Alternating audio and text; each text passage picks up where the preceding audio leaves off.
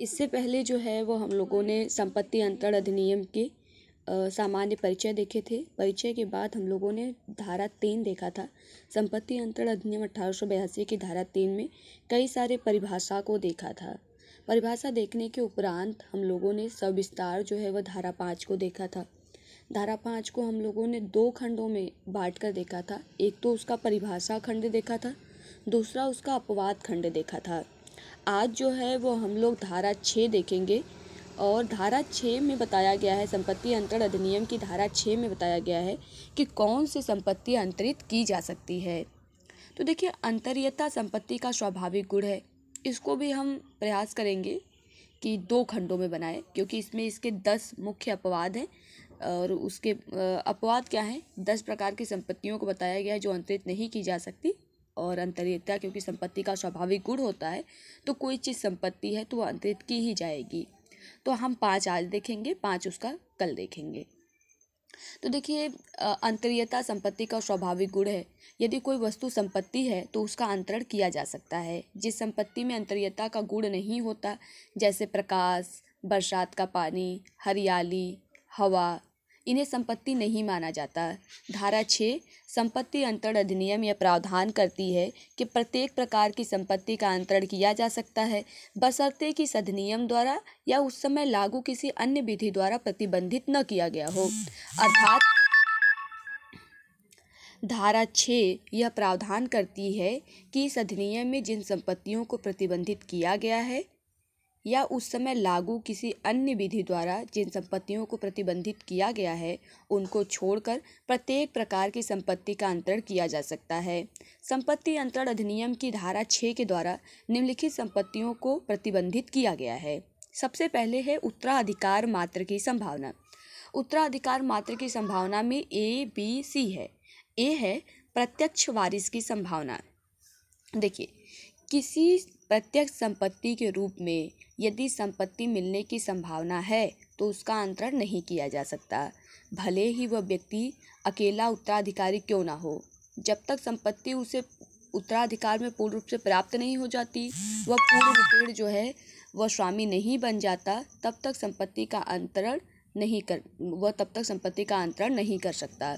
केवल उससे उत्तराधिकार में संपत्ति मिलने की संभावना है, यह कोई वास्तविक हित नहीं है, इसलिए इस आधार पर संपत्ति का अंतरण नहीं किया जा सकता। ठीक है, तो प्रत्यक्ष वारिस की संभावना अंतरित नहीं की जा सकती। दूसरा है सकुल की मृत्यु पर नातेदारी की वसीयत संपदा प्राप्त करने की संभावना। दूसरा है सकुल की मृत्यु पर नातेदारी की वसीयत संपदा प्राप्त करने की संभावना। देखिए, यदि किसी रिश्तेदार के द्वारा वसीयत के आधार पर संपत्ति मिलने की संभावना है तो ऐसी संपत्ति का अंतरण नहीं किया जा सकता। वसीयत सदैव वसीयतकर्ता के मृत्यु के उपरांत यथार्थ रूप लेता है, इसलिए यदि किसी वसीयत के आधार पर संपत्ति केवल मिलने की संभावना है तो ऐसी संभावना के आधार पर संपत्ति का अंतरण नहीं किया जा सकता। तीसरा है अन्य संभावनाएं। अन्य संभावनाएं, देखिए, किसी भी प्रकार से संभावना के आधार पर मिलने वाली संपत्ति अंतरित नहीं की जा सकती। किसी प्रतियोगिता में मिलने वाला पुरस्कार, भविष्य में उत्पन्न होने वाली फसल, किसी भी प्रकार से यदि संपत्ति मिलने की संभावना है तो उसका अंतरण नहीं किया जा सकता, क्योंकि वह मात्र संभावना है। इसमें एक केस है भगवान दीन बनाम मोनाबाई के बाद में कहा गया कि आपसी सहमति के बिना हिंदू विधवाएं संपत्ति का उपभोग कर सकती हैं पर विभाजन नहीं करा सकती।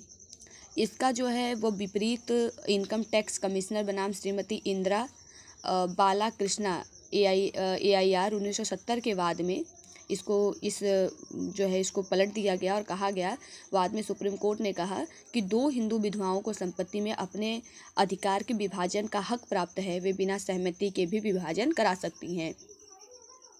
हिंदू विधि में क्या है, तो देखिए, पुरानी हिंदू विधि में भी यह प्रावधान था कि उत्तराधिकार मात्र की संभावना के आधार पर किसी भी प्रकार के संपत्ति का अंतरण नहीं किया जा सकता। अमृत नारायण सिंह बनाम गया सिंह AIR 1918 के बाद में भी ये चीज़ें स्पष्ट की गई इस बात को।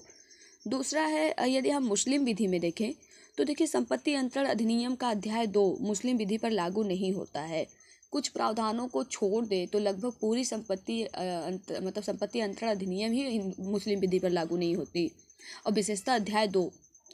तो संपत्ति अंतरण अधिनियम का अध्याय 2 मुस्लिम विधि पर लागू नहीं होता, परंतु मुस्लिम व्यक्तिगत विधि के आधार पर भी उत्तराधिकार मात्र के संभावना के आधार पर संपत्ति का अंतरण नहीं किया जा सकता।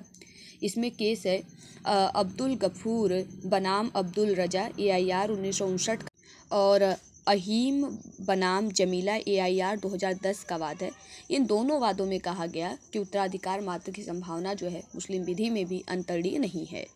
अंग्रेजी विधि की बात करें तो देखिए, इस विधि में उत्तराधिकार मात्र की संभावना पर संपत्ति अंतरण पर कोई प्रतिबंध नहीं लगाया गया है, इसलिए प्रतिफल के साथ अंतरण किया जा सकता है। ठीक है, तो हिंदू विधि मुस्लिम विधि जो है वह धारा 10 के अनुसार हैं, लेकिन यह अंग्रेजी विधि जो है वह धारा 10 के अनुसार नहीं है। उसमें जो है उत्तराधिकार मात्र की संभावना अंतरित की जा सकती है प्रतिफल के साथ, ये बात है। इससे उत्तराधिकार मात्र की संभावना एवं समाश्रित हित क्या होता है, इसको समझ लेना जरूरी है। देखिए, समाश्रित हित को कुछ उच्च न्यायालय अंतरणीय मानते हैं, कुछ जो है वो नहीं मानते हैं। समाश्रित हित जो होता है किसी अनिश्चित घटना के घट जाने पर या असंभव हो जाने पर निहित हित में बदल जाता है, परंतु उत्तराधिकार मात्र की संभावना अंतरणीय नहीं मानी गई है। फिर भी धारा 6A तथा धारा 43 में कुछ समानता है, कुछ अंतर है।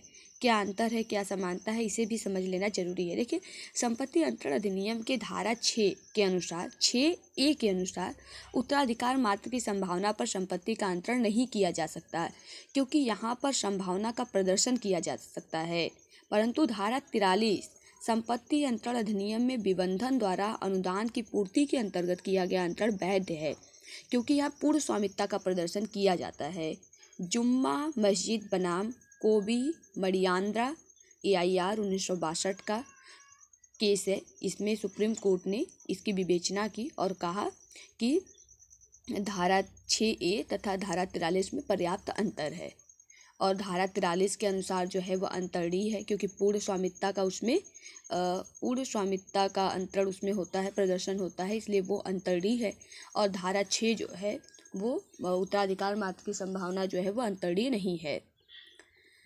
दूसरा, पहला तो था कि उत्तराधिकार मात्र की संभावना, दूसरा है पुनः प्रवेश का अधिकार। देखिए, इसका तात्पर्य जब कोई संपत्ति इस शर्त के साथ अंतरित की जाती है कि अंतरण में बताई गई शर्तों या दिए गए निर्देशों का यदि अंतर्ती द्वारा पालन नहीं किया जाता है तो अंतर्ती को बेदखल करके उसके संपत्ति के स्वामी को संपत्ति को अपने हक में लेने का अधिकार होगा। इसे पुनः प्रवेश का अधिकार कहते हैं। सामान्यतः यह अधिकार पट्टे पर अनुसरित किया जाता है। यह पट्टाकर्ता का व्यक्तिगत अधिकार होता है। यदि पट्टे में निर्धारित शर्तों का पट्टेदार तोड़ देता है तो पट्टाकर्ता का अधिकार होगा कि पट्टेदार को बेदखल करके उस संपत्ति में पुनः प्रवेश करे। यह पट्टाकर्ता का व्यक्तिगत अधिकार है। तो यह पट्टाकर्ता का व्यक्तिगत अधिकार है, इसे किसी अन्य व्यक्ति को अंतरित नहीं किया जा सकता। अर्थात पुनः प्रवेश का अधिकार संपत्ति के स्वामी को उस संपत्ति में पुनः प्रवेश करने देता है, यह अंतरणीय नहीं है। ठीक है, तो पहला था उत्तराधिकार मात्र की संभावना का अंतरण नहीं किया जा सकता। दूसरा है पुनः प्रवेश के अधिकार का अंतरण नहीं किया जा सकता। पुनः प्रवेश तो प्राप्त किया जा सकता है, लेकिन जो है वह अंतरणीय नहीं है। तीसरा है सुखाचार, वो भी केवल पट्टे पर लागू होती है, जो दूसरा है। तीसरा है सुखाचार। देखिए, भारतीय सुखाचार अधिनियम 1882 की धारा 4 में सुखाचार को परिभाषित किया गया है, जिसके अनुसार 2 प्रकार की संपत्तियां होती हैं।